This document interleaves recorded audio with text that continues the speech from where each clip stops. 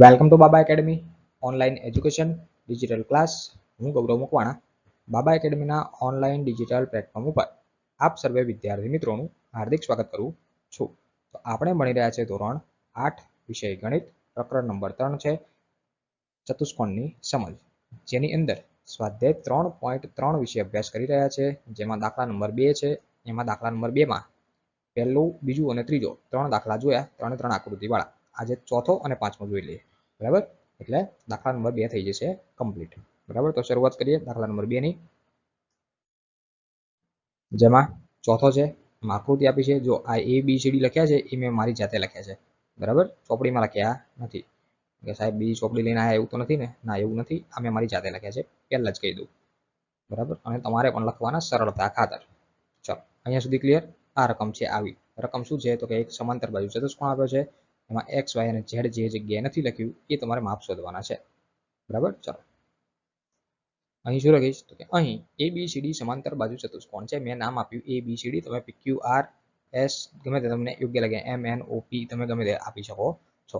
બરાબર, અહીંયા ABCD મેં નામ આપ્યું છે. ABCD સમાંતર બાજુ ચતુષ્કોણ છે. આગળ શું કહેવાય છે? હવે જેમાં ખૂણો D અને B, હવે જો કયો ખૂણો કીધો? D તથા B અનુકોણની જોડ દર્શાવે છે. D એટલે કયો ખૂણો? આ ખૂણો D, અને B એટલે આ ખૂણો. હવે અનુકોણની જોડ એટલે શું? તો કે એક જ રેખા અથવા કિરણ આપેલું હોય, એની ઉપર બે ખૂણા દર્શાવેલા હોય, આ રીતે અને આ રીતે. જે ખૂણા સમાન હોય, એક ખૂણો 80 હોય તો બીજો ખૂણો પણ 80 હોય. બરાબર, આ જે એક રેખા પર બે ખૂણા દર્શાવેલા હોય, બરાબર, એને અનુકોણની જોડ કહેવાય. એક રેખા પર એક જ રેખાની આજુબાજુમાં ખૂણા દર્શાવ્યા, જો આ એક રેખા, કન્ફ્યુઝન ના કરતા હોય, એના રૈખિક જોડ કહેવાય. પાછી આ એક રેખા છે, આ Z અને એની બાજુનો જ ખૂણો કહેવાય. બરાબર, તો આ રૈખિક જોડના હોય, પૂરક હોય. અને અનુકોણ એટલે કે બે અલગ અલગ. બરાબર, એક ખૂણા ખરા પણ બે અલગ અલગ રીતે. બરાબર, આ અલગ છે અને ઉપર આ અલગ છે. બરાબર, એને અનુકોણની જોડ કહેવાય, જે હંમેશા સમાન હોય. તો Z પણ 80 જ કહેવાય. Z પણ કેટલા કહેવાય? 80. તો અહીંયા લખી શકાય ખૂણો D બરાબર ખૂણો B. ખૂણો D છે, D એટલે કે આ 80 અને B એટલે કે આ Z, આ બંને સમાન થાય. કારણ આપ્યું, કારણ કે અનુકોણની જોડ હંમેશા સમાન હોય. બરાબર, ચલો માટે ખૂણો B બરાબર કેટલા થાય? 80. હવે B એટલે શું? તો B એટલે 80. B એટલે Z. B એટલે શું? Z. બરાબર, આ નામ સરળતા ખાતર ABCD લખેલા છે. બરાબર, B એટલે શું કહેવાય? તો કે Z. અહીંયા લખી શકાય Z બરાબર પણ કેટલા થઈ જાય? 80 થઈ જશે. બોલો, આ ખબર પડી? ડન.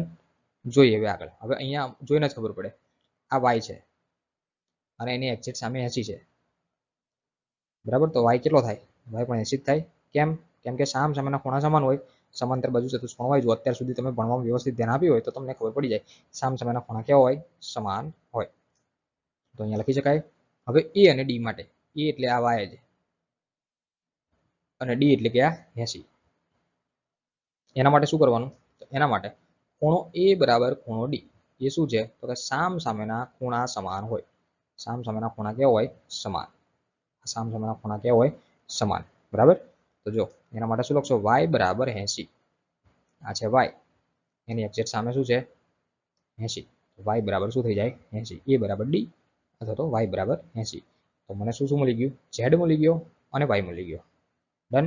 હવે જોઈએ આગળ X શોધવા માટે. X કઈ રીતે શોધો? હવે આ મને 80 મળી ગયા. બરાબર, તો આપણને ખબર છે પાસેના ખૂણા હોય એ કેવા હોય? પૂરક હોય. બંનેનો સરવાળો 180 થાય, પૂરક મતલબ. બરાબર, તો અહીંયા લખી શકાય. હવે A અને C માટે, A અને C માટે શું લખાય? તો કે ખૂણો A વત્તા ખૂણો C બરાબર 180 થાય, કારણ કે પાસેના ખૂણા પૂરક હોય. બરાબર, તો ખૂણો A એટલે Y. A એટલે શું? તો કે Y. અને C એટલે X. C એટલે શું? X. તો Y પ્લસ X બરાબર 180. Y પ્લસ X એટલે શું? 180. બરાબર, તો 80 વત્તા X બરાબર 180. Y એટલે 80 જે આપણે શોધેલા છે. આ 80 બરાબર ની આ બાદ જાય તો માઇનસ થઈ જશે. તો અહીંયા થઈ જશે X બરાબર 180 માઇનસ 80 એટલે X બરાબર 100 જવાબમાં મળે છે. X બરાબર કેટલા મળે? 100. બોલો, આ ખબર પડી? ડન. બરાબર, તો આ દાખલા નંબર હતો 4. આની અંદર X, Y અને Z ત્રણ વસ્તુ વધી મળી ગઈ. બરાબર, તો નીચે માટે લખવું હોય તો માટે આપેલ ચતુષ્કોણના ત્રણેય ખૂણાઓ X, Y અને Z X 100 મળે છે, વાય 80 મળે છે અને ઝેડ પણ 80 મળે છે. આવું લખવું હોય તો લખી શકો છો. બોલો આ દાખલો કમ્પ્લીટ, ખબર પડી? Okay, done. હવે જોઈએ આની પછીનો દાખલો 5 નંબર. ચલો 5માં પણ આકૃતિ આપી છે ABCD, બરાબર, જે આપણે નામ ચતુષ્કોણનું નામ આપી દીધું.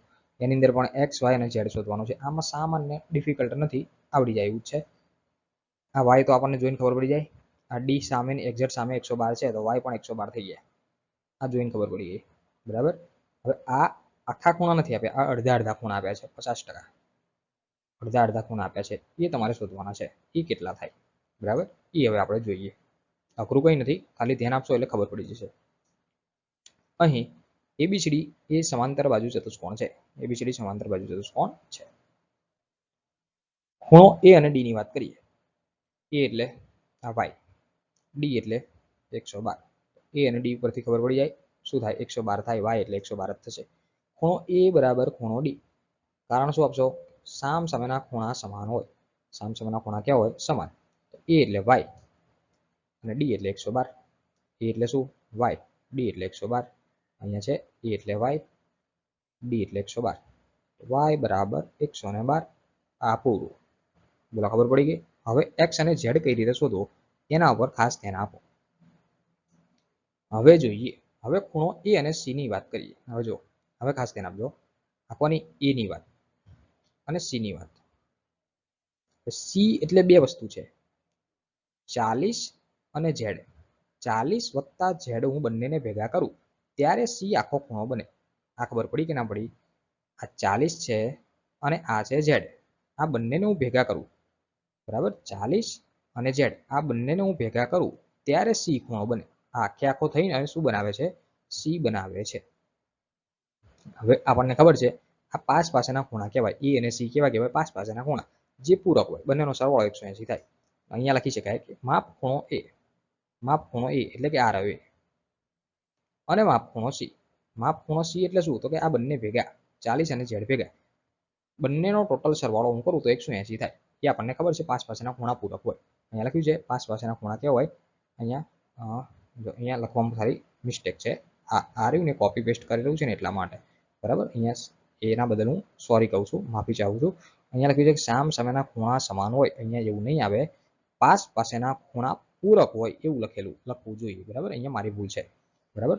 લખવામાં લખ્યું નથી, ખાલી કોપી પેસ્ટ કરતા હોય ને એટલે ખાલી અમુક વસ્તુ ચેન્જ કરવાની રહી જાય, બરાબર. એવું ભાગ્યે જ થતું હોય છે, બાકી ના થાય, ક્યારેક ક્યારેક ભાગ્ય થઈ જાય. ચલો ઓકે.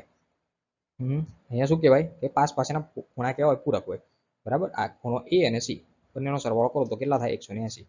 આ માપ ખૂણો એ વત્તા માપ ખૂણો સી બરાબર 180. બોલો અહીંયા સુધી ક્લિયર? હવે એ એટલે શું? એ એટલે વાય. એ એટલે શું? એ એટલે વાય.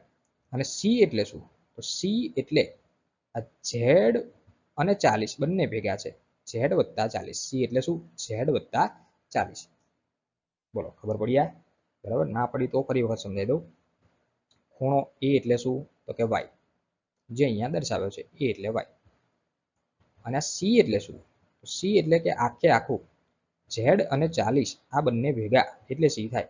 તો કે 40 વત્તા ઝેડ. આ સી ની જગ્યાએ શું લખ્યા? 40 વત્તા ઝેડ. બોલો આ ખબર પડી? હવે ડન, ઓકે. હવે વાય તો મેં શોધી નાખ્યો, કેટલો?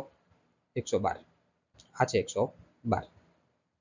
તો વાય ની જગ્યાએ હું મૂકીશ 112 વત્તા 40 વત્તા ઝેડ બરાબર 180. ચલો હવે આ બંનેનું શું કરું? સરવાળો કરું.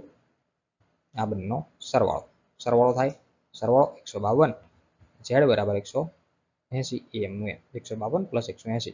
આ બરાબરની આ બાજુ જાય તો થઈ જશે માઇનસ. તો ઝેડ બરાબર 180 માઇનસ 152. ઝેડ બરાબર 180 માઇનસ 152, બરાબર. હવે ઝેડ બરાબર શું થશે? ટોટલ આનો આન્સર લાવું તો ઝેડ બરાબર 28. 180 માંથી 152 જાય તો 28 આન્સર મળે, બરાબર. તો આ વાય અને ઝેડ મળ્યા. શું મળ્યા? વાય અને ઝેડ. અહીંયા વાય ની કિંમત મને મળી ગઈ અને ઝેડ ની કિંમત મળી ગઈ. ઝેડ ની કિંમત કેટલી મળી? 28.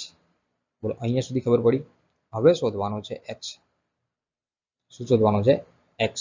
એક્સ શોધવા માટે શું કરશો? ફરી વખત આકૃતિ જોઈ લઈએ. આ છે આકૃતિ, આગળ હતી એની જ છે. એના માટે ખૂણો એબીસી. હવે એબીસી ક્યાં છે એ દર્શન કરાવીએ. આ છે એ બી અને સી. આની વાત કરીએ એટલે કે એક્સ ખૂણો તમારો કયો ખૂણો બી એટલે કે એક્સ વચ્ચે હોય ને એ તમારો ખૂણો કહેવાય. વચ્ચે શું છે બી. બી એટલે શું તો કે એક્સ. કયો ખૂણો ખૂણો એ બી અને સી. એની સામે શું કીધું તથા ખૂણો ડીસીબી. આ છે ડી સી બી. ખૂણો કયો ડીસીબી. ડીસીબી. હવે આ આગળનો દાખલો જો એ પ્રમાણે દેખાય તમને આ ઝેડ દેખાય આખે આખો આમ જોવા જાવ આ ઝેડ દેખાય અથવા તો ઊંધો એન ઊંધો ઝેડ ઊંધો એન સીધો એન આવું કહી શકો. આ દેખાય આવું તો આને શું કહેવાય યુગ્મ કોણની જોડ કહેવાય. આગળના દાખલામાં ભણી ગયા શું ભણી ગયા યુગ્મ કોણની જોડ. યુગ્મ કોણની જોડ એટલે કે આ ખૂણો અને આ ખૂણો બંને ખૂણા સમાન થાય. કેવા થાય સમાન. આ ખૂણો ઝેડ આપણે શોધી નાખ્યો કેટલો શોધ્યો 28 શોધ્યો આગળ જોયો એ પ્રમાણે. તો આ 28 હોય તો આ ઝેડ પણ કેટલો હોય 28 જ હોય. બરાબર. તો અહીંયા લખ્યું છે માપ ખૂણો એબીસી બરાબર માપ ખૂણો ડીસીબી યુગ્મ કોણની જોડ સમાન હોય. બરાબર. આ એસીબી એટલે કયો તો કે આ રહ્યો એ સી અને બી. ડીસીબી એટલે કયો તો કે આ ડી સી અને બી. બરાબર. એની અંદર આ જે વચ્ચે છે બી તો બી એટલે શું તો કે આ એક્સ લખ્યા એક્સ અને અહીંયા વચ્ચે છે સી. સી એટલે કયો ખૂણો તો સી એટલે ઝેડ. બરાબર. તો એક્સ બરાબર ઝેડ લખ્યા. ઝેડ તો ઓલરેડી આપણે શોધી નાખ્યા છે કેટલા 28 તો એક્સ પણ કેટલા થાય 28 થાય. બરાબર. તો અહીંયા ત્રણે ખૂણાઓ મળી ગયા. બરાબર. અને શું લખી શકશો આમ સમાંતર બાજુ ચતુષ્કોણના ત્રણે ખૂણાઓ કયા કયા એક્સ 28 વાય 112 અને ઝેડ 28 મળે છે. બરાબર. તો અહીંયા દાખલા નંબર 2 આખે આખો કમ્પ્લીટ. એમાં 5 દાખલા હતા 5 દાખલા કમ્પ્લીટ થાય છે. બરાબર. તો અહીંયા આપણે રાખીએ છીએ. સો થેન્ક્સ ફોર અટેન્ડિંગ.